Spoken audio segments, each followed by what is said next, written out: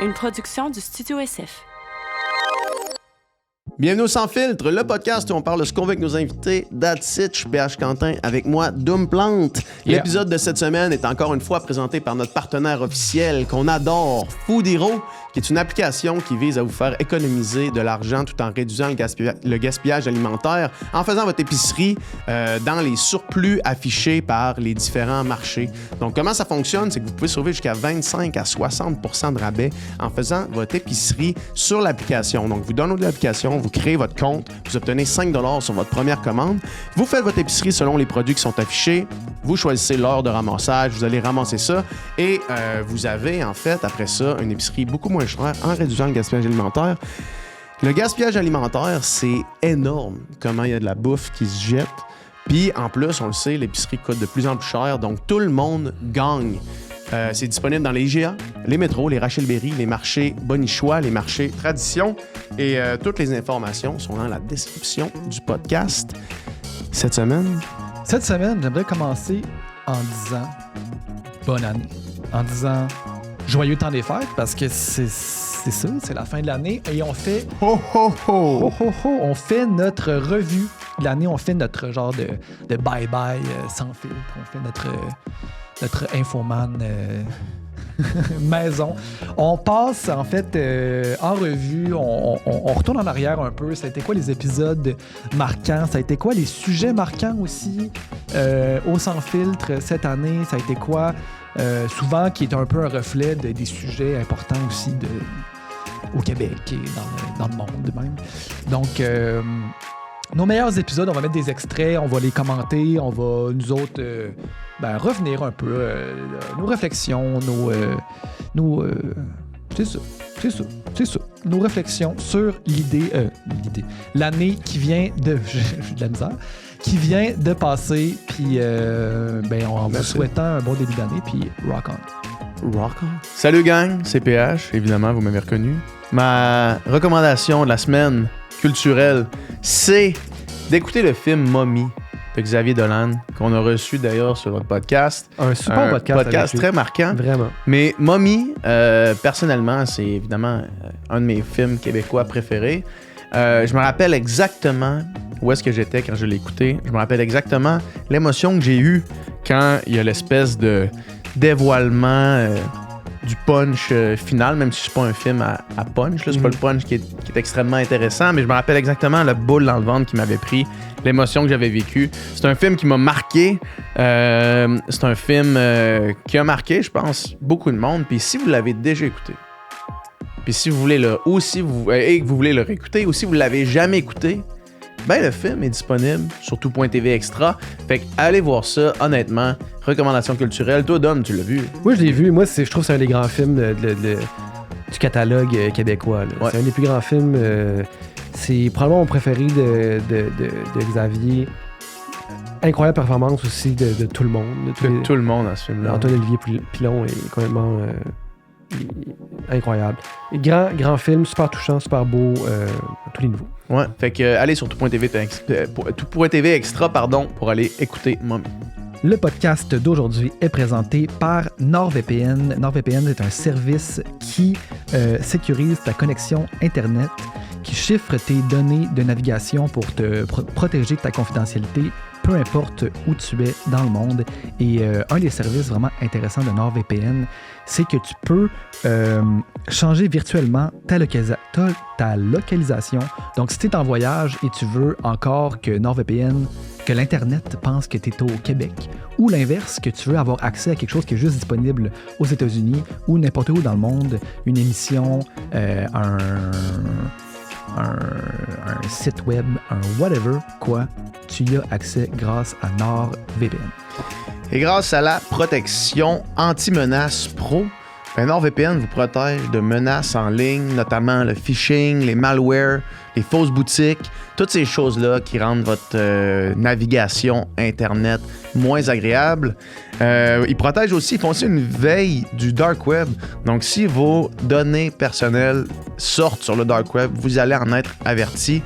Donc, très pertinent. Profitez de 4 mois d'abonnement gratuit au nordvpn.com/sans filtre. Et il y a une politique de remboursement de 30 jours, donc vous perdez absolument rien à l'essayer. Tous les détails dans la description du podcast.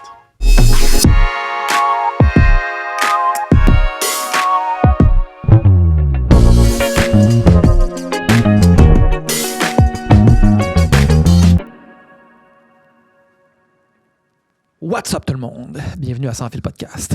C'est comme ça que ça commence. Yeah. Aujourd'hui, comme mentionné en intro, on fait notre revue de l'année, notre best-of. Comme on fait une tradition. On fait ça chaque année. On fait notre best-of. On revient sur les épisodes. Puis en plus, nous autres, c'est un peu une discussion.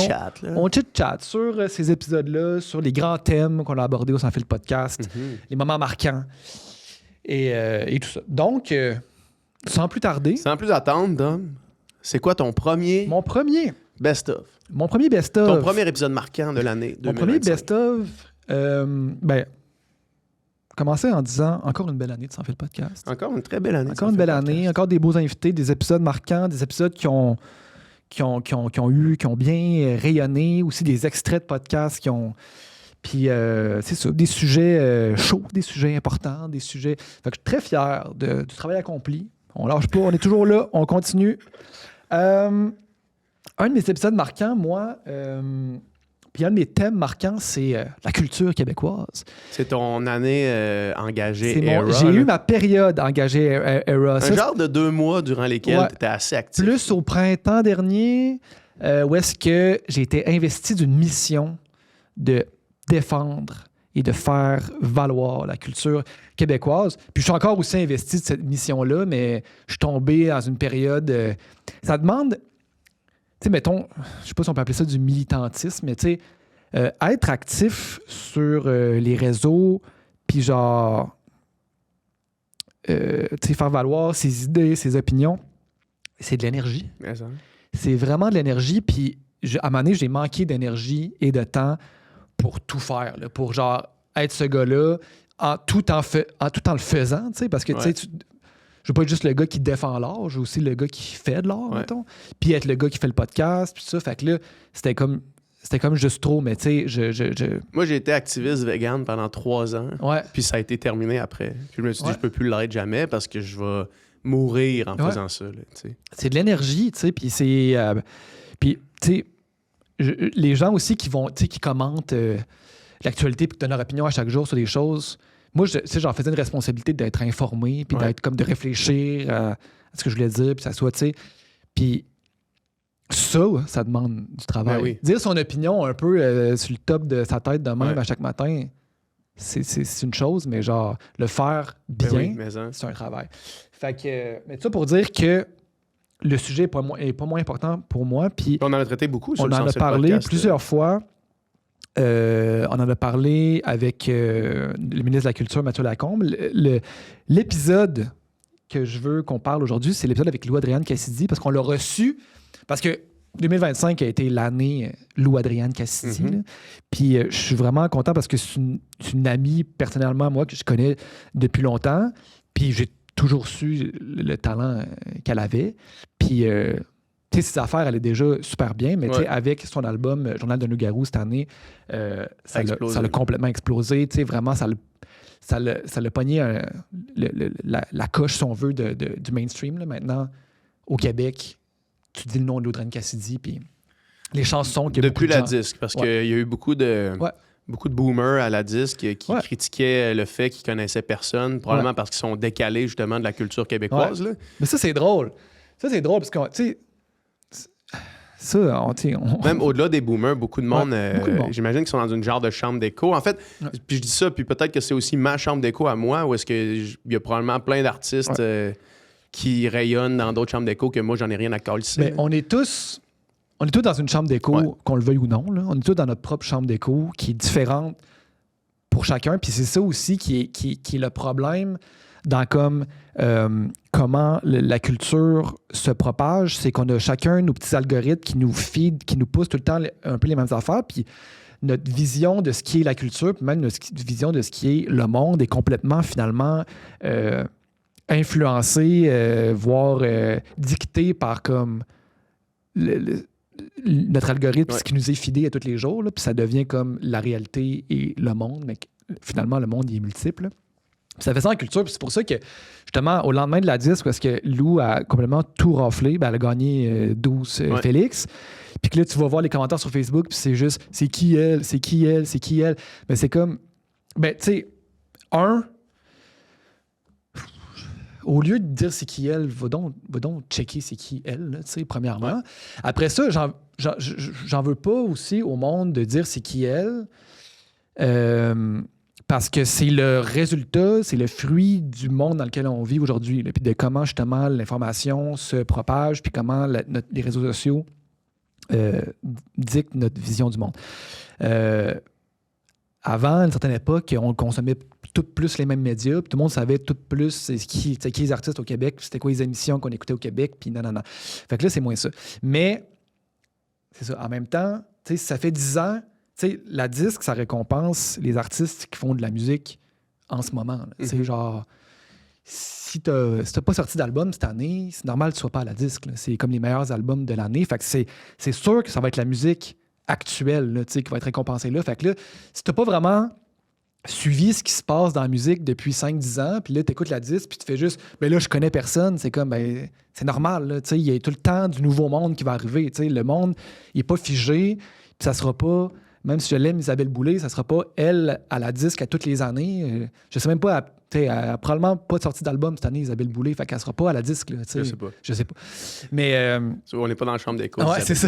Ça pour dire que c'est normal qu'il y ait des nouveaux visages. Puis, tu sais, c'est ça le propre de la culture, puis de la vie, là, de la société. Là. C'est comme il y a un renouvellement. Puis, c'est pas juste la culture québécoise, c'est pas juste la célébration, puis la nostalgie du passé, tu sais, puis autant que j'adore les Beau Dommage, Harmonium et Jean Leloup et Daniel Bélanger, eux autres, c'était les pionniers de leur époque, puis des pionniers de notre époque, il y en a des nouveaux, tu sais, puis il va y en avoir des nouveaux dans 20 ans, puis il faut, tu sais, c'est juste le propre de la vie, tu sais, puis il faut être ouvert à ça.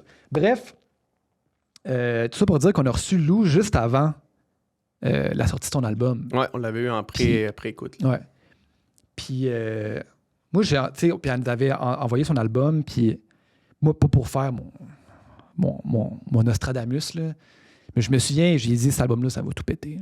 Ça va tout péter, puis genre, ça l'a tout pété, parce que pour moi, c'est le parfait comme pont, justement, entre une musique qui est artistiquement recherchée, qui représente justement cette nouveauté-là dans la scène québécoise, mais qui est quand même accessible pour le entre guillemets, grand public. Là, puis qui a un peu d'éléments que ton père boomer qui a trippé sur le prog, il va faire hey, c'est hot, il y a genre de la recherche à ce niveau-là, des textes touchants que un peu tout le monde peut s'identifier. Fait que c'est vraiment comme pour moi le parfait album Keb de la nouvelle scène, de la nouvelle génération, mettons. Ouais. Fait que...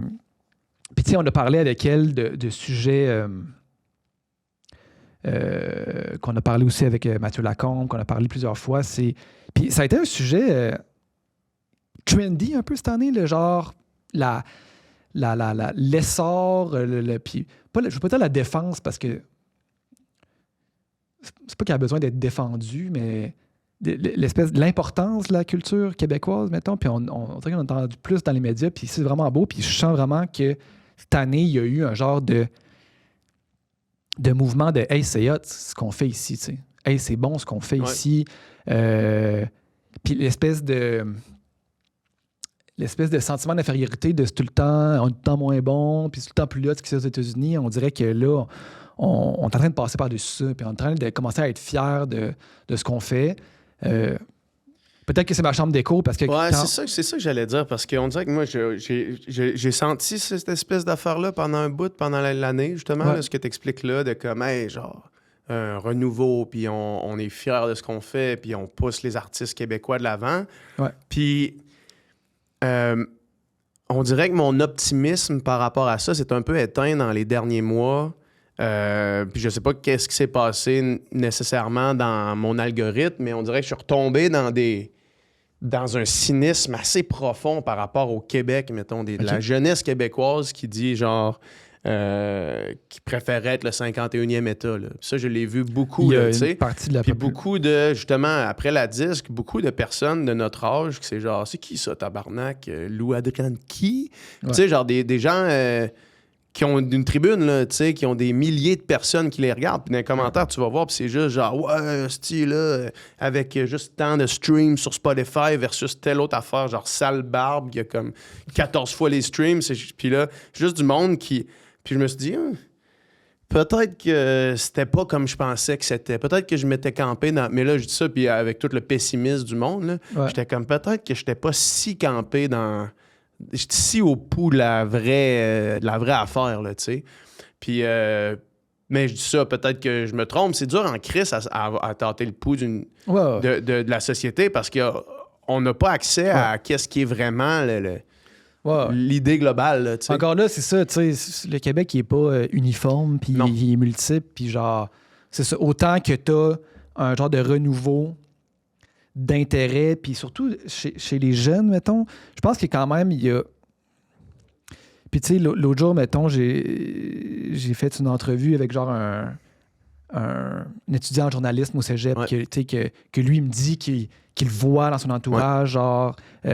Chez les jeunes, j'ai pas de difficulté à le croire. Moi, je pense que c'est plus chez ma tranche d'âge, notre tranche d'âge à nous, que je pense qu'il y a vraiment eu un Y, genre. J'ai vraiment l'impression qu'à un moment donné, je sais pas exactement quand ça s'est passé, là, mais il y a eu un Y de comme désintérêt complet puis de genre intérêt comme nous, on peut l'être, là. Genre. Mais tu sais, moi, mettons, j'étais pas prédestiné tant que ça. Si j'avais pas fait ça comme métier, puis baigné dans cette scène-là, je sais pas si... par la force des choses, je me serais intéressé tant que ça à la scène musicale québécoise parce que à notre époque, au secondaire, c'était pas cool. T'sais. C'était pas cool d'écouter de la musique québécoise, en tout cas pour moi puis pour le monde autour de moi. Je touche chez vous que je sais que t'en écoutais, mais mettons chez nous puis dans mon entourage, pas tant que ça. Puis ça a été genre au cégep que quand j'ai commencé à écouter Carquois que j'ai fait OK, ça peut être cool, mettons, la musique québécoise. Mais là, maintenant, j'ai l'impression que c'est plus. Mais tu sais, je serais pas prêt à dire que tu étais pas prédisposé à le faire parce que quand tu as entendu Carquois, tu as réussi à réaliser que c'était cool. Ouais. Tu sais, comme quelqu'un qui écoute, qui connaissait pas Lou Adrian Cassidy, qui écoute la disque, qui entend sa performance. Ouais. Je veux dire, faut vraiment que tu sois fermé d'esprit et borné pour pas te dire Chris, c'est bon. Je la connaissais pas, maintenant je m'y intéresse. Ouais. De juste te fermer puis dire c'est que t'es prédisposé à vouloir pas aimer ça. Là, ouais. Puis tu sais, c'est démontré aussi là, que nos intérêts, nos goûts aussi se figent genre quand on est comme jeune ado, jeune adulte, puis que à part une minorité de gens qui comme restent curieux puis qui comme réactualisent tout le temps un peu leur goût puis en checkant ce qui se fait de nouveau puis tout, la majorité des gens restent un peu attachés à cette musique-là, puis ça reste un peu la meilleure musique, puis on est tout le temps un peu nostalgique de cette époque-là, puis de cette musique-là. T'sais. Fait que... Pas pour passer trop de temps sur cet épisode-là, mais dans cette idée-là, j'ai eu une épiphanie l'autre fois. Tu sais, on parlait de la découvrabilité là, de la musique québécoise. Là. Moi, ce qui me fait chier, c'est que si je veux écouter de la musique québécoise, c'est une playlist sur Spotify, mettons. Fait que s'il y a quelqu'un de Spotify qui nous écoute, prenez mon idée. Là, okay? C'est une playlist de musique québécoise, mais c'est pas parce que c'est de la musique québécoise que c'est tout le mood que j'ai, là, tu sais. Ouais. Genre, je vais écouter de la musique québécoise, je veux écouter de quoi pour me craquer pour courir, mais j'ai du extérieur, sauf que là, genre, la tune d'après, c'est justement Lou Adrian Cassidy qui, genre, c'est bon en crise, mais ça me donne pas envie de courir, là, tu sais. Fait que pourquoi est-ce que les playlists, c'est pas genre, mettons que j'écoute, je veux me craquer pour courir. Fait que là, j'écoute, t'es au Québec, tu t'écoutes une playlist, genre rock alternatif pour l'entraînement, ou genre pop-punk, là. Fait que là, t'as The Offspring, puis la tune d'après, c'est extérieur, mettons. Tu sais, pourquoi les playlists sont pas faites comme si, dans le genre, t'as des tunes keb dans le genre. Comme ça, t'écoutes une playlist de ton genre, t'écoutes une playlist électro, puis là, tiens, t'as Cri qui vient de shooter. À la place de dire, ben là, j'écoute une playlist keb, fait que là, j'ai Cri, puis là, après ça, j'ai Daniel Bélanger, puis l'autre, t'as un style d'affaires qui a pas rapport, tu sais. Comme si la musique québécoise était un style de musique en soi. C'est ça, exact. Mais c'est ça aussi, c'est comme tout est mis tout le temps dans le même panier, puis pour les gens, c'est comme, tu sais, les gens qui disent j'aime pas ça, la musique québécoise. Mais c'est comme la musique québécoise, elle est tellement multiple. C'est comme, as-tu vraiment chercher quelque chose que tu aimais dans tous les différents styles, parce qu'on fait de tous les styles de musique. Tu sais.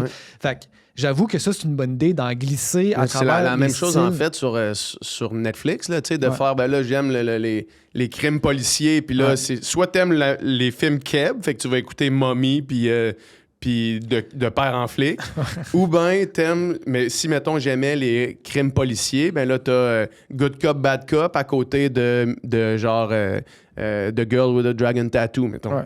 Deux films qui sont dans le même genre, que tu peux découvrir en même temps si tu aimes un genre. Ça serait une bonne façon de faire ça. 100%. Spotify, écoutez ce que je dis. Oui, Spotify. Il y a plein de pistes de solutions. Puis, tu sais, mettons, pour d'autres pistes de solutions de comment qu'on peut faire rayonner le plus possible la culture québécoise, je recommande aussi l'écoute du podcast avec Mathieu Lacombe. Là, parce que autant que, pour ceux qui écoutent le podcast, je pense que les gens se doutent qu'on n'est peut-être pas les plus grands fans de la CAQ présentement.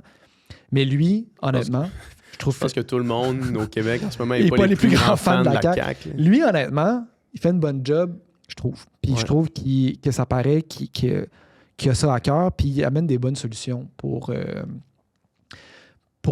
préserver cette culture-là, parce que... Mais c'est un peu ça qui est tannant. Je ne veux pas embarquer là, continue. Ouais. J'allais dire, c'est ça qui est tannant dans le fait que le gars veut s'accrocher à ce bateau-là jusqu'à ce qu'il coule. C'est parce que s'il y avait un changement de chef au sein de la CAQ, c'est clairement le chef le plus impopulaire depuis longtemps. Là. S'il y avait un changement de chef au sein de la CAQ, peut-être qu'un gars comme Mathieu Lacombe conserverait son poste. Pas son poste de ministre, mais conserverait son poste au moins de député, pourrait encore contribuer à la politique provinciale. Mais là, étant donné qu'il y a plein de gens de qualité à la CAQ, là, tu sais, mais là, étant donné que le bateau s'en va au fond de la mer, ben tout le monde va y aller avec. Là. Tout le monde va perdre son poste à cause du chef. Là, fait. Il faudrait qu'il fasse un Parti libéral du Canada puis qu'il change de chef à la dernière seconde. Peut-être qu'ils vont le faire. Peut-être qu'ils vont le faire. Ça pour dire, on va aller écouter un extrait de l'épisode avec Louis-Adrien Cassidy, qui est un de nos fleurons québécois. Fait que... Extrait! Les artistes, mettons, au Québec, là, mettons, rentables, là, dans le sens que, genre, pas de subvention, il y a plus d'argent qui rentre, qui sort, que ça coûte faire l'album, que ça coûte faire la promo, tout ça, que ça coûte faire des shows. Il n'a pas tant que ça, tu sais. Il n'a pas tant que ça, parce que... Mais mettons, genre 10 ou... Ben, c'est 50. C'est que pas de subvention, 100, dans le fond, qui vit sans subvention? Dans le sens que même les artistes qui, mettons, produiraient leur propre album, puis tout ça, ils jouent dans des salles qui sont subventionnées, ils passent à des stations de radio. La réalité, c'est que, je veux dire, le Québec, c'est fucking petit. Je sais pas si ça peut... C'est pas un écosystème qui peut faire ça. Qui se peut, dans le fond. Mais oui, mais... ça serait juste le marché, mettons, là, puis genre l'offre et la demande, puis qu'il n'y avait pas d'aide gouvernementale, il y aurait genre pratiquement pas de culture. C'est comme le cinéma, je veux dire. Il n'y aurait jamais de show en région parce que ça coûte bien trop cher de faire un show à Gaspé, genre de louer une van, le gaz, de payer ton ben pour le nombre de monde qu'ils ont là. Fait que genre, il y aurait juste comme pas de culture. Il y aurait des shows à Montréal et à Québec, des fois. Fait que c'est ça. Puis il y en a peut-être, justement, là, je sais pas combien. C'est-tu 10, c'est-tu 50, c'est-tu 2, je sais pas. Mais tu sais, c'est extrêmement difficile. Fait que ceux qui réussissent à le faire, je suis comme... Versus aux States, que là, mettons, tu fais de la musique en anglais, tu t'adresses potentiellement à tout le monde. Tu as plus de chances de faire de l'argent aussi. Même grande. Si tu fais pas beaucoup d'argent par le streaming, tu as plus de chances d'en faire si tu parles à la planète au complet en anglais. C'est comme proportionnellement, c'est ça, genre le succès que des artistes au Québec peuvent avoir, dans le fond, quand tu as un bassin plus grand de la population. Puis vivre, ça coûte la même chose que quelqu'un aux États-Unis qui chante en anglais. Là, ouais, c'est ça, exact. Mais puis en plus, moi, j'ai quand même l'impression que, tu sais, se rendre au Québec puis aller jouer partout, c'est quelque chose d'important. C'est comme le mandat de l'artiste aussi, dans le fond. Tu sais, c'est comme des questions qu'il faut qu'on se pose des fois. Je sais pas, là, ça peut être facile de juste avoir envie de jouer aux places où il y a plus de monde, où il y a plus de jeunes, ou whatever, où le monde sont debout. Puis, tu sais, dans le fond, c'est tellement important. Dans le fond, ça fait tellement partie du mandat de whatever, quelqu'un qui a de la culture, d'essayer de faire voyager ça le plus possible, parce que qui sait les personnes qui... Que ça peut même s'il y a 15 personnes à ton show à Rouen, whatever, genre si ce monde-là, il y a une petite fille qui veut faire de la musique puis qui pense que c'est possible, ou... tu sais, je pense que c'est de faire voyager tous les possibles, mettons, puis que personne ne se sente confiné à ce qu'il fait, puis c'est ça. On est de retour. Maintenant, c'est à mon tour de vous laisser parler d'amour. Moi, gros coup de cœur cette année pour le podcast avec Raphaël Jacob. Ouais. Raphaël Jacob, ça fait longtemps qu'on veut l'avoir sur le podcast. Ouais. Au début de Sans filtre, je pense qu'il y avait une entente d'exclusivité avec un diffuseur, je ne me rappelle plus exactement qui. Là. Ouais. Mais là, il est agent libre et on a pu l'avoir. Initialement, on voulait le recevoir pour parler des frappes iraniennes, des frappes israéliennes en Iran. Ouais. Et finalement, ça s'est avéré être un podcast où est-ce qu'on a parlé de politique américaine at large. Ouais. Et c'était la première fois que j'entendais Raphaël Jacob parler dans un contexte comme celui-là. Je pense qu'il nous a même dit que c'était la première fois qu'il faisait un podcast. Puis il y a quelque chose d'incroyable à écouter quelqu'un de vraiment calé parler de son sujet de prédilection. Ouais. Puis, tu sais, ça paraît qu'il connaît ça quand il fait des interventions de 30 secondes à télé. Mais là, en lui laissant le temps de reculer dans les enjeux, d'expliquer tous les enjeux au complet, c'était vraiment un genre de masterclass de synthèse. Ouais. Puis tu vois que son cerveau fonctionne. L'autre personne que ça me donne ce feeling-là quand on reçoit, c'est Gabriel Nadeau-Dubois, qui est capable d'avoir un cerveau de synthèse vraiment déjà... on dirait qu'il avait déjà pensé à toutes ces choses-là pour être capable de les exprimer. C'est quelque chose de beau de voir quelqu'un comme ça parler de quelque chose qui l'anime autant. Ouais. Puis Raphaël, c'est un exemple de ça. Ouais, c'est vraiment comme le Wayne Gretzky du commentaire, de l'analyse politique américaine. Là. Il connaît son sujet comme personne d'autre. Il est charismatique, il est drôle, il vulgarise bien.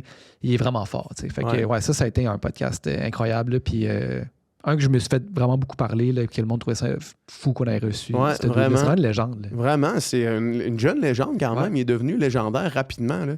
Je pense que, en fait, quand il a été exposé au public plus large, ça a été dans son call après le Grabber by the Pussy, là, où est-ce qu'il a dit j'arrête de commenter la politique si Donald Trump est élu.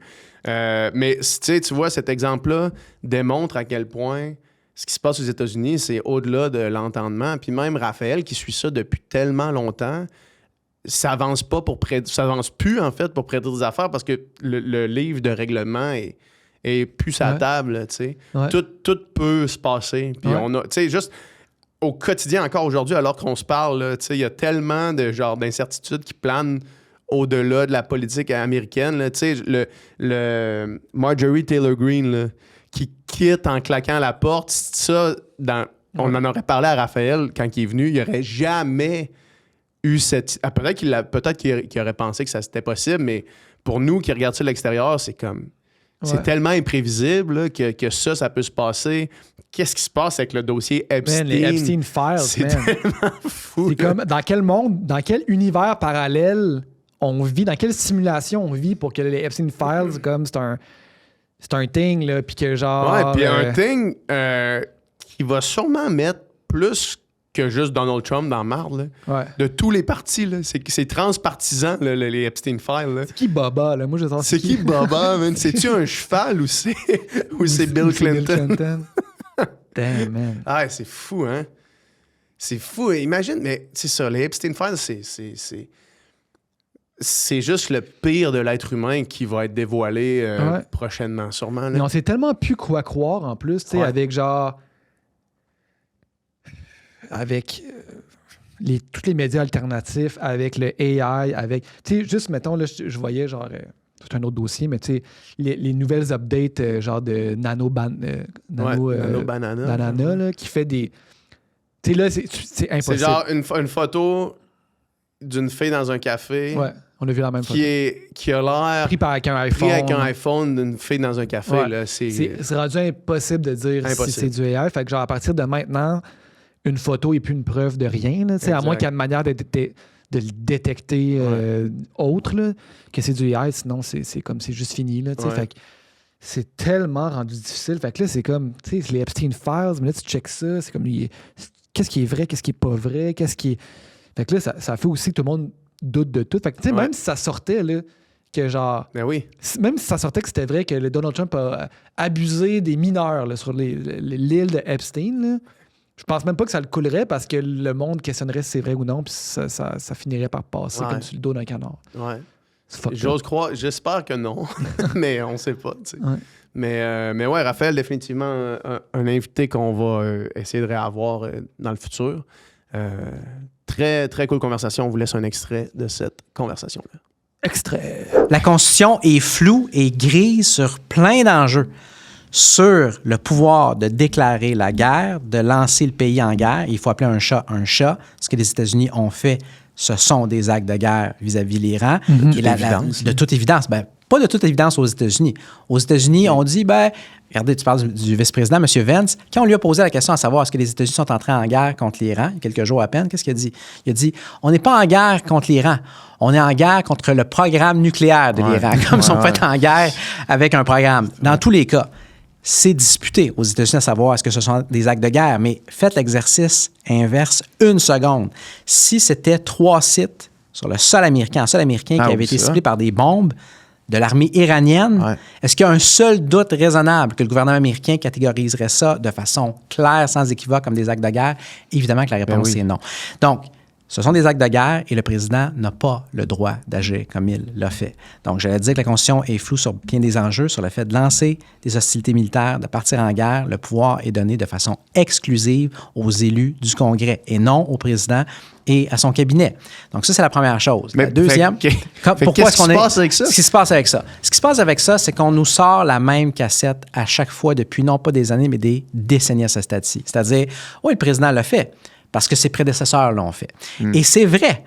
Le cabinet de M. Trump, sa porte-parole, ont absolument raison de dire que le président actuel est loin d'être le premier à avoir essentiellement dérobé les pouvoirs du Congrès, se les être appropriés, puis avoir commencé à bombarder, à envahir, à y aller de frappe offensive contre un pays étranger.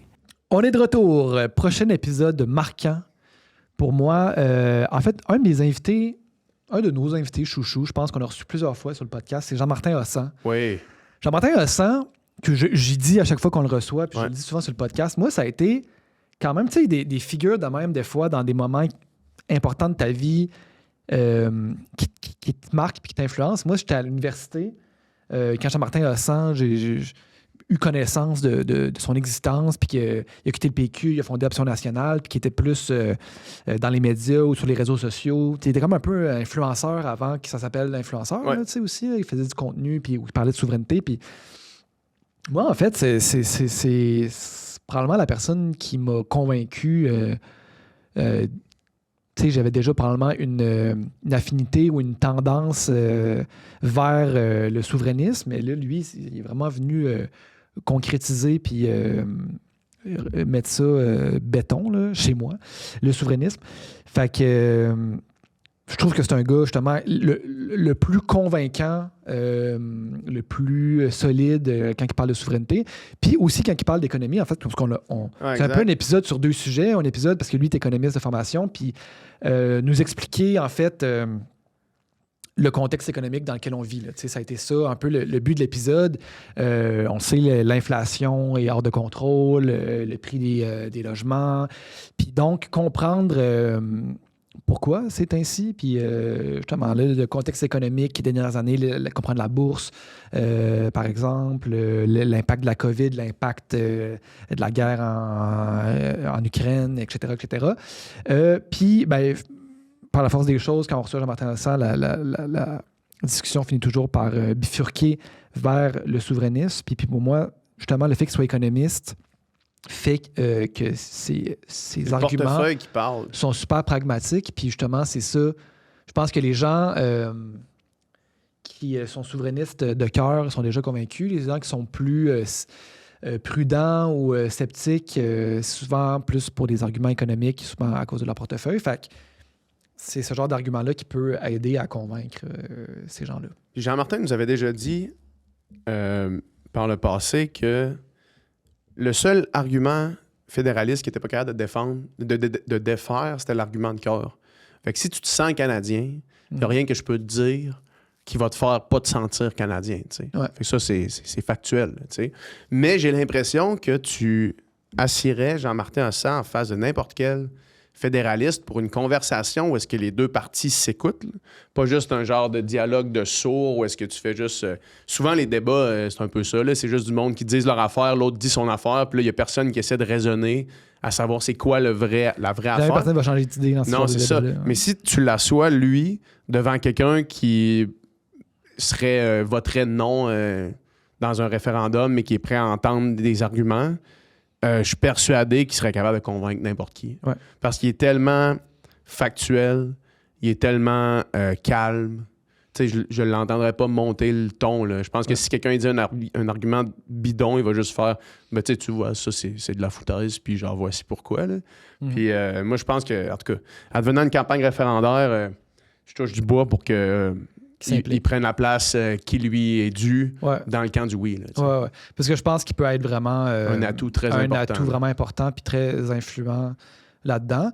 Puis justement, je l'ai choisi aussi parce que la question de la souveraineté est quand même une question, un des thèmes importants du Sans filtre en 2025. Là, on a quand même parlé souvent. On a parlé récemment avec Jean-Denis Garon du Bloc. On a parlé avec Sol Zanetti de Québec solidaire qui est c'est probablement son sujet de prédilection aussi. Puis juste l'espèce de contexte au Québec en ce moment, qu'on sent un peu le retour dans de cette question-là. le retour de ces questions-là, puis le retour de la possibilité aussi avec le PQ qui est en avance dans le sondage, qui s'engage à tenir un référendum. Fait que là, on dirait que ça s'en vient. C'est drôle, hein, parce que, tu sais, dernièrement, on a été amené à parler du futur du Sans filtre podcast, puis de comment qu'on voyait ça. Tu sais, moi, il y a beaucoup d'incertitudes dans ma vie personnelle. Ça va sûrement devenir compliqué d'enregistrer le Sans filtre, puis plein de raisons. Puis une des choses qui me motive vraiment à continuer, c'est justement, c'est comme, OK, mais cette tribune-là, ça pourrait être, en fait, ça serait probablement ma façon la plus...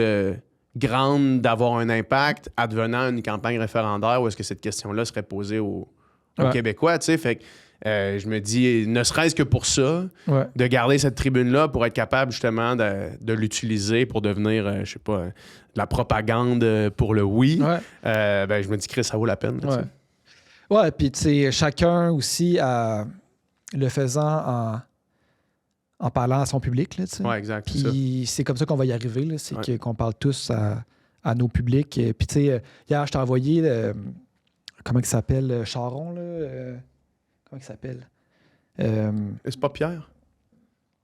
Un des premiers députés là, avec René Lévesque, là, Claude Charon. Puis tu sais, lui, il va avoir 80 ans puis tout, mais tu sais, comme des gars comme lui, ça nous en prend aussi qui parlent aux souverainistes de son époque, qui leur rappellent genre, hey, vous étiez souverainiste en 70, let's go, là, genre on rallume la flamme. Puis que nous autres, on parle aux gens qui écoutent le Sans filtre, puis que Québec solidaire parle aux gens qui écoutent Québec solidaire, puis Chris, que même Mathieu Bock-Côté parle au monde qui tripe sur Mathieu Bock-Côté, là, tu sais, pour tout, parce qu'il en convainc du monde lui aussi, là, tu sais. Par contre, en tout cas, non, mais par contre, je pense que dans la stratégie de Mathieu Bock-Côté, il y a une faille, là. Sûrement. Il y a la faille de comme parler des immigrants en tant que eux.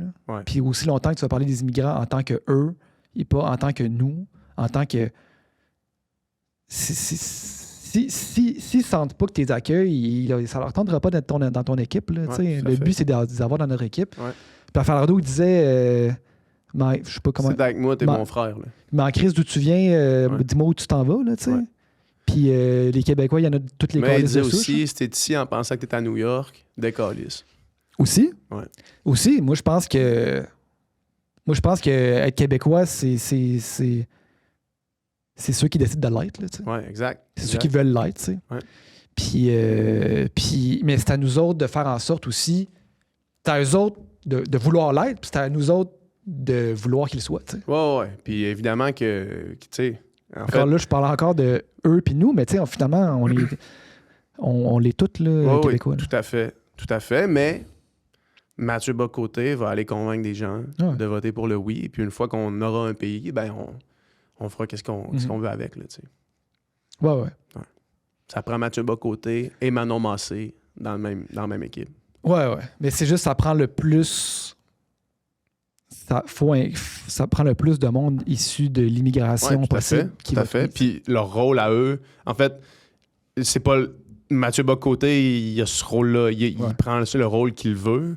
Puis il y a du monde que leur rôle, c'est justement ça, plus principalement. Là, c'est juste que s'ils repoussent, s'ils convainquent une partie de gens de pas vouloir faire partie de ce projet-là à cause d'un discours comme ça, c'est contre-productif, mettons. Il va sûrement convaincre beaucoup plus de monde de la droite d'adhérer au oui que Ruba-Gazal peut le faire. T'sais. Fait que la question se pose aussi à ce niveau-là. Là, d'avoir le plus de monde possible. Mais moi, je suis d'accord avec toi. Là, je trouve pas que c'est le bon discours. Là. Ça prend une définitivement. Multiplicité. Il faut tout falloir qu'on travaille ensemble. Exact, c'est ça. Fait que c'est pour ça que s'attaquer entre indépendantistes, je trouve ça rough quand même. Ouais. Je trouve ça difficile parce que c'est pas ça que tu veux faire. Tu veux aller chercher le monde à qui tu parles puis les ramener avec toi et non attaquer les autres dans le même mouvement. Tu sais. Ouais. Non, c'est clair, mais là, c'est qu'avant la campagne référendaire, il y a une campagne électorale. Puis là, tout le monde veut gagner. Là, exact, c'est ça. Anyway, Jean-Martin Hassan. Dans l'inflation, il y a eu un grand facteur mondial. Il y a bien des choses on n'y pouvait rien, quelles que soient les politiques publiques en place, à part de subventionner le monde pour que ça leur coûte moins cher. Mais l'inflation vient souvent de facteurs externes à ce qu'un gouvernement fait. C'est surtout depuis que l'économie est tellement mondialisée puis tellement imbriquée avec les autres pays. Dès qu'un fournisseur d'un des intrants dans le produit monte son prix, il n'y a pas de choix de monter le prix ici après ou de prendre les pertes pour l'entreprise qui, elle, ne veut pas trop avoir de pertes parce qu'à un moment donné, il y a un prix d'action. Puis c'est dans le gros modèle, tout ça. Oui, puis il faut que ce soit rentable. Ouais. Puis il faut que l'actionnaire ait aussi son rendement. Donc, c'est ça le gros modèle qui fait que c'est rendu difficile maintenant de décider, quand un gouvernement en place, décider comment ça va se passer chez vous. Il y a évidemment qu'il y a une certaine marge là, que tu peux le faire, mais le reste, il y a beaucoup trop de facteurs externes qui font que tu subis. En fait. Mais ça fait que dans des périodes comme ça, c'est le gouvernement en place qui ramasse la marde tout le temps, là, qui ramasse la grogne publique. Puis comme tu disais tantôt, l'opposition a toujours le beau jeu de critiquer le gouvernement. Ah oui. Mais après ça, c'est sûr que quand tu es un gouvernement en place dans des périodes de crise, tu peux pas te permettre d'avoir un fiasco comme Nordvolt, par exemple. Tu peux pas te permettre d'avoir un fiasco comme Saclic. Là. Tu peux pas te permettre d'avoir ces affaires-là quand le monde, ils ont de la misère à manger, tu sais. Ça paraît mal. Ça paraît mal, ça. Ou les Kings de Los Angeles. Ou les Kings, c'est ça. C'était bizarre comme décision. Même si au final, c'est pas beaucoup d'argent dans la grande échelle, c'est comme c'est le symbole. Ou le 30 000 aux députés, mettons. Même si dans l'échelle, c'est le timing qui marche mal. C'est un petit pic qui peut écœurer bien du monde quand même. C'est vrai que 5-7 millions sur l'ensemble du budget du Québec, c'est une goutte d'eau, c'est insignifiant. Mais en absolu, c'est beaucoup d'argent quand tu vois qu'une école a un toit qui coule ou quand tu vois qu'une bibliothèque va fermer. Avec 7 millions, le club des petits déjeuners, ils peuvent en nourrir des enfants. Là, énormément. On est de retour. Podcast marquant, évidemment, de l'année 2025 avec Sonia Lupien. Ouais. Deuxième podcast avec Sonia Lupien. Deuxième podcast le plus écouté de l'histoire du Sans Fil podcast. C'est vrai, hein, ouais? Ouais, en audio, en tout cas, ouais. Je pense que c'est le premier podcast qu'on a sorti de l'année. Ouais, ça se peut. On a commencé l'année avec ça. Ouais. Puis encore une fois, Sonia, c'est la meilleure au monde. Ouais. C'est la meilleure au monde au sens figuré puis au sens littéral aussi. Là. C'est la meilleure au monde. Dans son attitude, dans sa façon de synthétiser sa pensée, dans sa façon vraiment concrète d'exprimer ses idées, c'est la meilleure. Ouais. C'est la meilleure. Puis cette fois-là, on parlait pas juste du stress, mais on parlait du télétravail, puis du stress au travail versus... c'est le stress au travail ou... Le nom de son livre? Ouais, c'est quoi le nom de son livre? J'aurais dû le noter. Mais en tout cas, c'est la différence entre être stressé par son travail et le stress du travail. Et elle nous explique à quel point... Tu l'as-tu? Le stress au travail versus le stress du travail. Exact, c'est ça. Exact. Puis on se questionne aussi beaucoup sur le télétravail. On se questionne sur l'attention fragmentée. Ouais. Ce podcast-là a changé beaucoup de façon avec laquelle j'opère dans ma vie. Maintenant, quand je suis chez nous, j'ai vraiment des plages horaires très strictes pour faire des tâches X ou Y sans interruption. Ouais. Fait que, mettons, je sais que à partir de 10 jusqu'à peu importe combien de temps ça me prend, je clenche mes emails, mettons. Puis ma job, essentiellement, c'est de répondre à des emails. Là. Ouais. Concrètement, c'est ça, être entrepreneur. Est-ce que j'ai compris? Fait que de 10 jusqu'à je sais pas quelle heure, je me mets de la musique instrumentale, puis je réponds à des emails sans aucune interruption. Mon cell n'est pas avec moi. Je vais juste descendre les mails, puis je refais la même chose en après-midi. Souvent, ça me prend vraiment moins de temps que si je suis genre tout le temps en train de répondre aux emails qui rentrent au moment où est-ce qu'ils rentrent. Là. Ouais. Ça, c'est un apprentissage majeur. Là. L'attention fragmentée, ma productivité s'est tellement améliorée. Puis, c'est un des podcasts qu'on s'est fait parler aussi le plus. En tout cas, que moi, je me suis fait parler le plus, encore une fois, parce que le monde se le partage.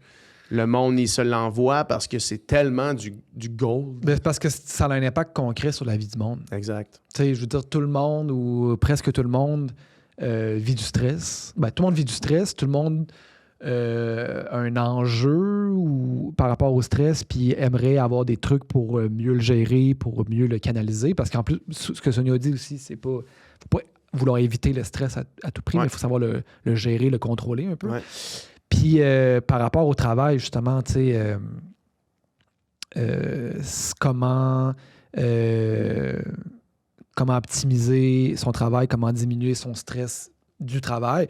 Puis, tu sais, justement, tu sais, ce qui fait que ces podcasts-là sont aussi utiles, c'est que les gens prennent les concepts, prennent les idées, prennent le fruit de la recherche, puis l'appliquent dans leur vie, puis ils voient des changements positifs. Ouais. Là, puis c'est pas basé sur de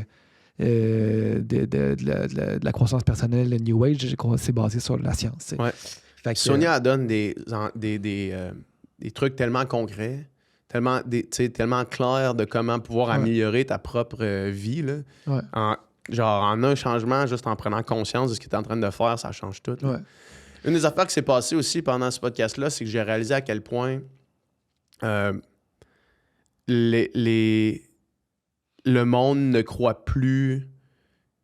En fait, à quel point la difficulté de donner de la bonne information sur Internet, parce qu'on avait fait un extrait avec ce podcast-là. Sonia Lupien, c'est une référence mondiale sur le sujet qu'elle vient nous parler. Ouais. Elle a écrit plusieurs études, un livre sur ce qu'elle nous dit là. Ouais. Puis là, on fait l'extrait avec ces statistiques-là qui sont à peine coupées. Là. On a peut-être fait du montage dans une coupe de E puis de virgule, là, mais c'est essentiellement, on n'a pas truqué les chiffres. Ouais. Puis là, quelqu'un que je nommerai pas arrive dans les commentaires en disant « C'est faux, il suffit de regarder une recherche Google pour voir que les statistiques sont erronées. » Puis là, c'est comme... Si tu vas sur PubMD, là, puis tu cherches ce dont on parle, la personne, la chercheur principale de tout ça, c'est elle qui le dit. Elle est en train de le dire. Mais là, toi, parce que tu as fait une recherche Google, non, c'est faux. Les informations sont fausses. Ouais. C'est comme, c'est rochant. Ouais. Ben, tu sais, c'est parce que, principalement à cause de la question du télétravail, là, je pense. Ouais. Puis le télétravail, là, c'est devenu un truc de négo, syndicat, patronat, c'est devenu quasiment politique, là, le télétravail, mais tu sais... la science est claire. Sonia, tu sais, c'est pas idéologique, là. Non. C'est comme, voici les études. Avec la pandémie, on était capable d'avoir un échantillon assez massif sur les impacts sur le travail après plusieurs années. C'est comme, t'es pas moins stressé, t'es possiblement plus stressé, moins productif. Ouais. Puis ça vient leaker dans tout ton cercle familial. Ton stress vient impacter tes enfants. Puis comme, c'est scientifiquement étudié. Là. Ouais. C'est un fait. Ouais. Mais effectivement, qu'il y a du monde qui sont bien, qui croient être bien peut-être dans leur télétravail. Il y en a sûrement qui sont bien aussi. Ils sont sûrement bien ou tu sais, qui, je veux dire, c'est au télétravail, on l'a fait nous autres, là, tu sais, à engager au télétravail. Puis c'est comme, peut-être que tu en fais un peu moins dans le fond. Mm-hmm. Peut-être que tu travailles pas vraiment 40 heures par semaine. C'est-tu vraiment ça, tu sais... C'est le télétravail que t'aimes ou c'est le fait que, genre, à 3 heures, tu wrap up, puis tu te lèves à 9, puis genre... Tu sais, c'est quoi que t'aimes vraiment de ton télétravail, là? Parce que c'est définitivement pas que t'es plus productif, là. Clairement, la science démontre que tu l'es pas. Puis, tu sais, dans le fond, moi, le principal élément que j'ai retenu du podcast, c'est à quel point le multitasking, mettons, c'est la pire affaire, dans le fond, là. Puis, tu sais... Moi, je pensais que j'étais productif parce que je multitaskais des affaires puis que j'étais comme en train de faire quatre affaires en même temps avec 12 tables ouvertes puis genre répondre à un courriel puis hey man, je fais tellement d'affaires. Mais au final, c'est de montrer là, l'énergie que ça te coûte, le stress que ça te coûte, de passer toujours d'une chose à l'autre, à quel point tu n'es pas capable de focusser sur une tâche, à quel point... Puis au final, souvent quand tu fais ça, tu fais du travail de surface plutôt que de faire un vrai travail de deep work. Puis justement, ça, c'est une des choses aussi qu'il y a dans le podcast, c'est comme de se garder des moments, de faire du deep work. Au final, le moment où tu fais du vrai travail, là, que comme tu plonges dans quelque chose puis pendant une couple d'heures, puis que ça, au contraire, de fatiguer ton cerveau et te stresser, ça te fait du bien, là, de focusser sur une chose. Fait que, bref, quand on est en télétravail, puis qu'on gère une brassée de lavage, puis la vaisselle, puis nanana, puis là, les enfants, puis nanana, plus dur de faire du deep work là, en télétravail, plutôt que quand tu as un bureau. Puis aussi, une des choses dont tu parles dans le podcast, puis qui est scientifiquement prouvé, c'est quand tu es dans un environnement où il y a d'autres gens qui travaillent, mettons, aller travailler à la bibliothèque versus travailler chez vous, ça augmente la productivité. Fait que si tu es dans un environnement où est-ce que tout le monde est focus, puis que toi, tu travailles, puis tu risques d'être plus productif qu'à la maison, en pyjama, en gérant 12 enfants en même temps. Oui, exact. Bref. On va écouter un extrait? Extrait. Il y a un mécanisme cérébral à la base de ce que tu dis qu'on appelle la coprésence. Puis j'en parle dans le livre. La coprésence qui va être induite par ce qu'on appelle la synchronie cérébrale. Puis je raconte l'histoire de ma fille qui étudiait à l'université. Puis à un moment donné, elle m'appelle, elle dit « Mom, je m'en vais étudier à l'université pour un examen. Je m'en vais faire un travail de session. Et puis, je vais en prendre l'autobus, puis je m'en vais à la bibliothèque de l'université. » Mais je dis « C'est parce que là, tu manques de temps, puis ça te prend 1 heure à aller. » Puis moi, je connaissais la réponse, de savoir si elle l'avait. Ça te prend 1 heure à aller à l'université. Ces 2 heures-là, tu les aurais pour étudier. Pourquoi tu vas à la bibliothèque? Ben, c'est parce que quand je vais à la bibliothèque, c'est bien plus facile pour moi de travailler. J'entends les autres travailler. L'énergie me donne l'énergie pour travailler. Puis c'est ce qu'on appelle la synchronie cérébrale ou la coprésence. C'est pas vrai que d'avoir des gens en arrière d'un écran, c'est la même chose que les avoir dans notre face. Puis ce que j'essaie de dire dans les conférences, ce que vous devez comprendre, c'est que le télétravail, c'est nouveau pour un cerveau. Il va finir par se mettre à jour dans 100 ans à peu près. Il est slow, qu'est-ce que tu veux que je te dise? Et donc, pour lui, il va utiliser les mêmes critères devant un écran. On parlera de fatigue virtuelle, si tu veux, qu'il utilise dans la vraie vie. Et donc, il va essayer d'utiliser les mêmes choses, mais ça ne va pas fonctionner. Fait qu'il va travailler fort quand il va travailler à travers un écran. Et donc, qu'est-ce qui arrive? La coprésence, c'est quand tu es en présence de d'autres gens, tu vas synchroniser ton cerveau sur les gens. Je sais que ça fait très ésotérique. Je te raconte l'histoire avant. Je te mettais un casque de EEG, mettons, d'électroencéphalogramme, puis je te demandais de faire une tâche de mathématiques, mettons, puis là, je regardais tes ondes. OK? Ouais. Jusqu'au jour où des chercheurs ont dit, OK, mais si j'en mets un sur 2 personnes, puis ils sont ensemble. Fait que, mettons, je mets une... Faire les mêmes tâches. Ouais, non, même pas. Je vous mets chacun un casque de EEG, puis toi, je te demande de faire une tâche de maths, toi, tu fais rien. Toi, tes ondes vont commencer à changer pour genre tâche de maths, puis toi, tu vas te synchroniser sur lui. Donc, vous allez vous synchroniser. Et c'est ça qui explique l'impact de la coprésence. C'est pas pour rien qu'on va travailler dans un café, que ça va, tu sais, que tu écris un livre, tu vas aller l'écrire dans un café, etc. Ils ont même fait, par exemple, demander à des gens de remplir un fichier Excel tout seul et entouré de gens qui remplissent un fichier Excel. Et le seul fait d'entendre les claviers va augmenter la performance de la première personne sans même qu'elle s'en rende compte, elle va le faire plus vite. Fait que c'est pas vrai que, juste pour ça, la coprésence, il y a bien d'autres choses aussi, que c'est la même chose qu'être en coprésence. Puis ça, ce n'est que lié à la présence physique. C'est pas lié à une présence virtuelle. Non, ça n'a rien à voir. Ça passe pas à travers l'écran. Fait que quand tu essaies de faire n'importe quelle tâche, va juste être plus demandante si tu es seul à temps plein, oui. Si tu es seul autour des... Oui, il va y avoir moins d'innovation. Il y a beaucoup de gens qui disent non, on peut faire du brainstorming en Zoom. Pas sûr, moi. Je suis pas sûre du tout qu'on peut faire une séance de brainstorming. C'est pas si clair que ça. Il y en a qui l'ont essayé. Et donc, ce que les chercheurs disent, c'est, puis on reviendra tantôt à l'attention fragmentée qui est la base du livre, mais nous autres, on part toujours d'un bord puis de l'autre. On finit par arriver quelque part, n'est-ce pas? Le monde nous suit. Ce que les chercheurs disent, c'est que l'affaire, c'est que ça faisait longtemps que les chercheurs travaillaient sur les télérencontres, Zoom et Teams. Là. Mais c'est slow, un chercheur. Il essayait de trouver les meilleures façons de faire un guideline pour dire aux gens, voici le temps de Teams pour ne pas créer de la fatigue virtuelle, blablabla. Puis là, ils n'ont pas eu le temps. Sauf que la pandémie est arrivée, on s'est tous pitchés comme des malades, on a tout fait ça tout croche. Et là, on essaye de défaire puis de refaire. Puis ce que les chercheurs disent, faites-en des rencontres Teams, mais pas pour tout. Donc, les rencontres Teams, c'est bon pour ce qui implique pas trop de thinking. Tu sais, un suivi de dossier. Pas trop de créativité. C'est là. ça. Tu sais, une conférence, ben là, moi, c'est comme la TV, ça va, etc. Mais si tu as des gros dossiers d'innovation, partir un nouveau projet, là, vous voulez partir une nouvelle affaire, vous êtes bien mieux en coprésence, c'est sûr et certain, ça va aller plus vite. On est de retour. C'était l'extrait avec Sonia Lupien et mon prochain podcast fétiche chouchou marquant de 2025, c'est avec Olivier Bernard. Olivier Bernard qui est un autre invité chouchou, un des bons invités du Cervelle Podcast, un des bons communicateurs qu'on a au Québec dans sa niche, qui est la vulgarisation scientifique. Une personne importante au Québec dans ce créneau-là, puis qu'à chaque fois qu'il vient au podcast, c'est fascinant. Puis on parle cette fois-ci du podcast Dérive. Son podcast qui traite de la maladie de Lyme chronique, puis de toute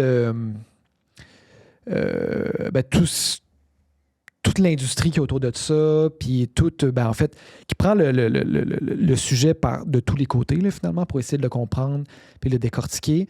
Un travail de recherche colossal, un travail d'investigation colossal, dans lequel il démontre un peu la magouille, là, finalement, qu'il y a autour de cette industrie-là. Pourquoi, scientifiquement, la forme chronique de la maladie de Lyme est contestée, puis qui réussit à faire ça tout le temps en gardant une approche hyper empathique envers les gens qui souffrent, parce que c'est ça le danger, je pense, c'est ça la difficulté, c'est de faire quelque chose comme ça sans heurter les gens qui souffrent, parce qu'il y en a beaucoup. Puis plutôt, justement, en dénonçant les gens qui profitent de cette souffrance-là. Fait que je pense que le podcast le fait très bien. Podcast qui fait aussi bouger les choses. Il y a des gens qui se font taper ses doigts, des gens qui se font même radier, suspendre pendant une période X. Fait que clairement, c'est qu'il y avait des choses à gratter, des choses pas nettes en dessous du capot. Ouais. Fait que... Une chose qui est cool avec Olivier, c'est qu'avec son podcast Dérive, c'est qu'à chaque fois qu'il sort une nouvelle saison, on a une nouvelle raison de l'inviter pour discuter en profondeur de ce sujet-là. Là. Ouais, comme un genre de complément. Puis là, j'ai hâte qu'il y ait une autre saison. Je sais pas s'il travaille sur un autre dossier. Il nous disait qu'il y avait quelque chose en tête. Il ne nous l'a pas mentionné. Il ne l'a même pas dit hors onde sur quoi il travaillait. Mais on peut s'attendre à ce que ce soit de quoi d'aussi avec un aussi grand impact. Puis c'est tellement un podcast de qualité, honnêtement, Dérive. Puis Olivier, il fait ça tout seul. Ouais. Tout seul. C'est fou, là. C'est vraiment impressionnant. C'est une tâche énorme. Puis à mon avis, en tout cas, moi, c'est le podcast, disons, narratif que je préfère. Là, à chaque saison, c'est tout le temps un travail extraordinaire. Ouais. Puis on apprécie beaucoup qu'ils prennent le temps aussi de venir élaborer un petit peu plus avec nous. Là, puis c'est frustrant. C'est frustrant quand tu écoutes un podcast comme ça, puis tu réalises à quel point il y a il y a du monde qui font de l'argent sur le dos de pauvres personnes qui sont qui ont besoin d'aide, là, qui ont besoin d'aide réellement, là, parce que c'est ça un peu le message de son podcast. C'est les gens qui ont la maladie de Lyme dite chronique, ils ont besoin d'aide pour vrai parce qu'ils ont des symptômes réels, puis ils ont besoin, tu sais. Puis après ça, t'as une espèce de magouille de cash en dessous de ça.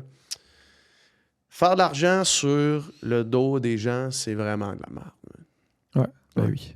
Puis on remercie Oli d'avoir fait la lumière, au moins en partie, sur cette affaire-là. Ouais. Vraiment. On va écouter un extrait du podcast, puis on remercie Oli pour son travail. Extrait. Extrait. Tu touches vraiment au cœur du sujet qui est l'errance médicale. Ouais.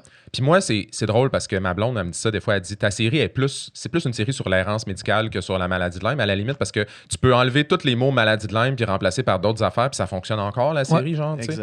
Fait que moi, c'était vraiment ça l'affaire. C'est que moi, ça me trouble, puis ça me perturbe, ça me fâche de l'idée que des gens puissent être barouettés là, d'un médecin à l'autre pendant des années, puis à un moment donné, ils sont obligés de se faire un autodiagnostic ou encore d'aller dans des cliniques privées où ils se font donner une réponse super claire, que c'est ça que tu as, puis point final. Ouais. Moi, ça me frustre profondément. J'ai honte que ça soit ça, le système de santé pour certaines personnes. Ouais. Puis l'errance médicale, je pense que, tu l'as dit, on la vit tous ou toutes à un moment à petite échelle. Ouais. OK? moi, là, ça m'est arrivé, là, je me souviens à un moment donné, là, j'avais une douleur abdominale. Puis je le racontais dans le balado, puis finalement, je l'ai coupé dans un épisode. Mais à un moment donné, j'ai eu une douleur abdominale là, pendant des années là, qui venait, qui partait. Puis j'ai passé un paquet de tests, là, vraiment, là, des scintigraphies de la vessie. En tout cas, j'ai passé tellement de tests pour, au final, le médecin m'a dit... Es-tu stressé dans la vie ou tout ça? Et ça m'a tellement mis en crise. C'est ça. J'étais tellement fâché quand le médecin m'a dit es-tu stressé? Je suis comme ça fait des années que j'ai mal. L'enfer, là, je me suis déjà tordu de douleur. Puis toi, tu vas me dire que je suis stressé. Là. T'es-tu sérieux ici? Là? Oui, je suis stressé. Là. C'est pas parce que je suis stressé que j'ai une douleur. OK, je suis la réponse. Aucun lien avec rien. Oui, je suis stressé, mais c'est pas non, ça. mais c'est parce que, tu sais, comme quelle sorte d'arrogance que c'est de dire ça à quelqu'un. Puis en même temps, j'y repense, puis je suis comme, ah merde, je pense que j'ai déjà fait ça moi aussi comme pharmacien avec des gens. Parce qu'à un moment donné, quand t'es juste... Tu sais, quand tu te retrouves devant des cas extraordinairement complexes, puis à un moment donné, tu te rends compte que tu peux rien faire, tu sais. Je veux dire, tu sais, je donne un exemple. Une personne, là, elle se promène de médecin en médecin, puis à un moment donné, ils disent, bon, ben, faudrait que tu passes des examens pour l'intestin. Va chez un gastro-entérologue. Gastro-entérologue, il fait les tests pour l'intestin, puis une fois qu'il les a faits, tout est normal, là. Qu'est-ce qu'il peut faire exactement, tu sais? Fait que c'est sûr que là, il va avoir des discussions avec la personne de type, ben... est-ce que vous vivez des choses difficiles dans votre vie en ce moment? Puis c'est sûr que comme patient, là, quand tu le vis, là, ça fait mal. Là. Ça fait vraiment, vraiment mal. On est de retour. Et comme dernier podcast coup de cœur que moi, je veux soumettre, c'est le podcast sur la loi 2 avec les docteurs Pascal Brault et Sophie Motard qui sont venus ici à chaud alors que la loi venait d'être passée une semaine avant ou 2 semaines avant, et qui sont venus ici, en fait, parce que nous, évidemment, on est entouré de médecins dans nos vies, là. Donc, on a une bonne idée de ce que ça demande, de ce que ça prend. De la réalité à l'intérieur. Là, puis de la réalité à l'intérieur. Pas plus tard que la semaine passée, j'avais un souper avec des amis dont un couple de médecins de famille, là, de médecins généraux, qui, eux autres, sont affectés gravement là, par cette loi-là. Puis ils nous expliquaient les impacts réels après avoir pris connaissance de tous les articles de la loi et de tout ce que ça allait comporter. Des impacts réels. Puis c'est pas une question, encore une fois, c'est pas une question d'argent. Pour la grande majorité d'entre eux, c'est pas une question d'argent. Donc, on trouvait ça important de faire un podcast autour de cette loi-là pour la décortiquer comme du monde. Puis, premièrement, c'est un podcast qui a rejoint beaucoup de gens, qui a été très partagé. J'imagine qu'évidemment, ça touchait une corde sensible pour plusieurs auditeurs. Mais ce que ça fait aussi, c'est que ça te fait réaliser que les gens qu'on met en place dans des positions de pouvoir peuvent prendre des décisions sans consulter des experts ou des gens du milieu. Puis ça, c'est ce qui est le plus frustrant. Parce que clairement, il n'y a pas un médecin qui a été consulté pour écrire cette loi-là ou pour la mettre en place. Pas un, là. Parce qu'il n'y a personne, il n'y a pas un médecin qui est d'accord avec cette loi-là. J'en ai pas vu, j'en ai pas entendu. Il n'y a personne qui s'est démontré. Le seul médecin de la CAQ a démissionné après ça. Donc, qu'un gouvernement puisse, sans aller sur le terrain, sans aller consulter les gens qui vivent au quotidien le système de santé, juste dire, voici un projet de loi qu'on vous impose sans prendre conscience des impacts réels que ça allait avoir à la fois sur les médecins, sur les patients, sur le système en général, et que c'est assez critique là, comme problème. Là. Des cliniques complètes qui vont fermer si la loi est mise en place comme ça. Ça a été annoncé. C'est pas des moyens de pression nécessairement. C'est juste, voici, fiscalement, sur papier, on ne sera pas capable de rester ouvert. Genre, on ne sera juste pas capable dès que cette loi-là arrive en jeu. Là, fait que de réaliser ça, c'est vraiment frustrant. Puis d'entendre ces deux femmes-là nous expliquer leur réalité, premièrement. Puis deuxièmement, l'impact que cette loi-là aurait sur leur vie, sur l'accès aux soins même.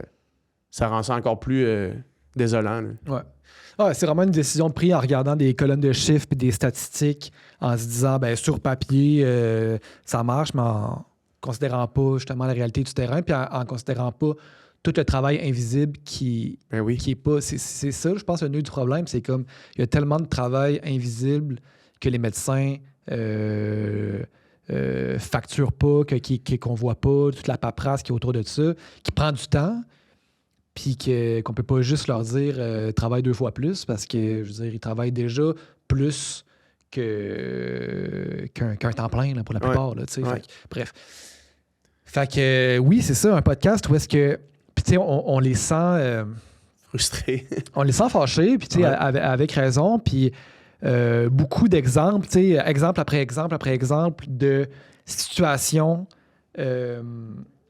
qui font pas de sens, puis de la réalité, justement, du terrain, à quel point, OK. Il y a une déconnexion, puis à quel point ce qui est demandé n'est pas possible. Bref. Juste pour la petite anecdote, là, un des arguments souvent utilisés par le gouvernement pour parler de la loi 2, c'est comme comparer la prise en charge avec l'Ontario, par exemple. Ouais. Ma blonde a fait son fellow en Ontario en ce moment, là, à Ottawa. Puis elle m'a expliqué la différence entre juste ouvrir un dossier en Ontario puis ici. Là. Ouais. En Ontario, ils ont un réseau qui connecte tous les centres hospitaliers. Fait que mettons que toi, tu es allé dans un centre hospitalier, ben tu vas avoir un fichier, un dossier sur une plateforme web. Ouais. Elle peut y avoir accès tout de suite en ouvrant le dossier. Ici, on n'a pas ça. Ouais. Fait que juste le temps de rentrer dans ton dossier, là, c'est comme là-bas 2 minutes, ici 15 minutes. Fait que là, tu te dis, OK, comme qu'est-ce que tu penses où est-ce que tu penses qu'il y a des pertes d'efficacité, là, tu sais? Fait que c'est vraiment c'est ça. C'est Marois Risky qui disait en chambre parlementaire pendant la période de questions, François Legault, il dit, est-ce qu'elle trouve ça normal, la porte-parole du premier groupe d'opposition, qu'il y ait 1,5 million de personnes qui n'aient pas accès à un médecin de famille? C'est un extrait sur Instagram. Puis là, ça coupe vers elle, puis elle fait, ben non, je trouve pas ça normal. Mais c'est votre bilan. Genre, c'est vous, esti. Ça fait 8 ans que vous êtes là. Ouais. Ça fait 8 ans que vous êtes là. Il n'y a rien qui a été fait pour améliorer le système de santé. Non, je trouve pas ça normal, mais c'est pas la faute des médecins. Là. En tout cas. Elle, by the way, parenthèse, pourquoi qu'elle n'est pas chef du PLQ, sa fille-là? Bref, ça, c'est une autre question. Ça, c'est une autre question pour une autre fois. Puis au moment où ça va sortir, on sait... Honnêtement, en ce moment, alors qu'on écoute ça, là, je dis qu'il y a 50% de chances que Pablo Rodriguez soit plus chef du PLQ. Ouais. Au moment où est-ce qu'on se parle en ce moment, fait qu'on enregistre ça là, le 28 novembre. Là. Vous allez entendre ça peut-être le fin décembre. Là. Ouais. Moi, je pense qu'il y a une chance sur 2 que Pablo Rodriguez soit plus là. Ça sera pas Marois Risky, sauf que d'après moi, Pablo, il y en a pas longtemps. Là. Non.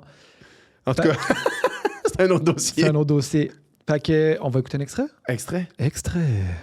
Moi, ça fait 18 ans que mon cellulaire est ouvert 24 heures sur 24, 7 jours par semaine, 365 jours par année pour mes collègues orthopédistes.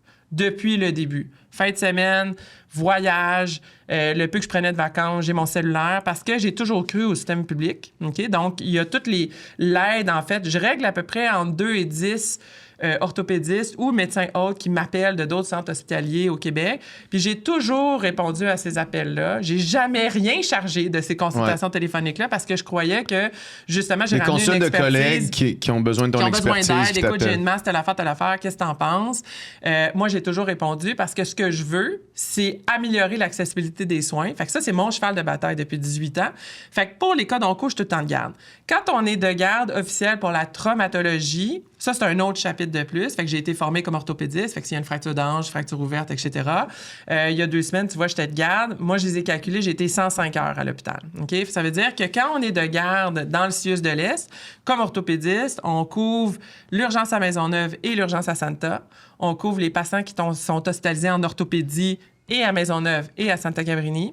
On couvre tous les traumas qui rentrent à l'urgence. Donc, on revise avec nos résidents les consultations et on les voit nous-mêmes à Santa Cabrini. Donc, on couvre les 2 urgences et on a nos chirurgies électives de jour. Donc, moi, j'opère de la tumeur et des traumas de jour. Mais en plus, on fait tous les cas de trauma de soir et à Santa Cabrini et à Maisonneuve.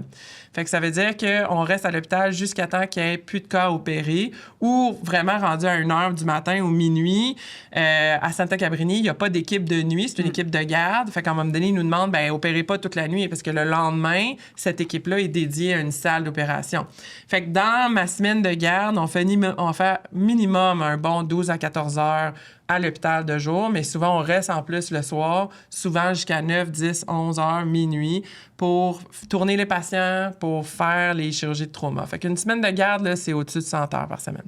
All right, c'était l'extrait avec les médecins et c'était ce qui conclut notre épisode. Moi, j'ai quelques mentions honorables. Par exemple, d'autres épisodes marquants. On ne mettra pas d'extrait, mais si vous voulez aller les revisiter, si vous les avez manqués au moment qu'ils sont sortis, des bons podcasts. Il y en a, ils sont tous bons, là, mais tu sais, certains qu'on a particulièrement appréciés. Bruno Marchand. Ouais. Bruno Marchand, toi, tu l'adores. Moi, j'adore Bruno Marchand. Yeah. J'adore ce qu'il a fait avec la Ville de Québec. La Ville de Québec, j'y habite depuis longtemps. J'ai fait presque tous les quartiers de la Ville de Québec. J'ai même habité 5 ans à Montréal, donc pour être capable de comparer, mettons, les villes, je pense que j'ai une bonne capacité à le faire. Québec n'a jamais été autant awesome que c'est maintenant. Je sors de chez nous, je trouve ça great. Tout est vivant, tout est dynamique, c'est idéal. Fait que Bruno Marchand, thumbs up, puis je suis pas le seul à penser ça de toute évidence. Ouais. Un autre épisode, c'est lui avec Guillaume Lavallée qui est venu nous parler de, encore une fois, je sais plus comment appeler ça, mais appelons ça le conflit israélo-palestinien, ou du moins la situation où à Gaza, le génocide, là, moi c'est un mot que j'ai pas peur. J'ai pas peur de le dire. Puis lui, en fait, c'est un expert, c'est un journaliste, un expert sur la question, qui a vécu là-bas, qui a des amis là-bas, qui connaît les journalistes là-bas, qui a écrit un livre sur, en fait, c'était quoi Gaza avant le 7 octobre 2023, qui était déjà une situation intenable, puis était déjà des conditions de vie misérables. Donc, pour comprendre un peu le contexte qui a amené aussi à ce qui s'est passé ensuite. On l'a reçu c'est le feu, là, tu sais, mais je pense que l'épisode est tout à fait pertinent encore. Fait que, à aller écouter cet épisode avec Guillaume Lavallée.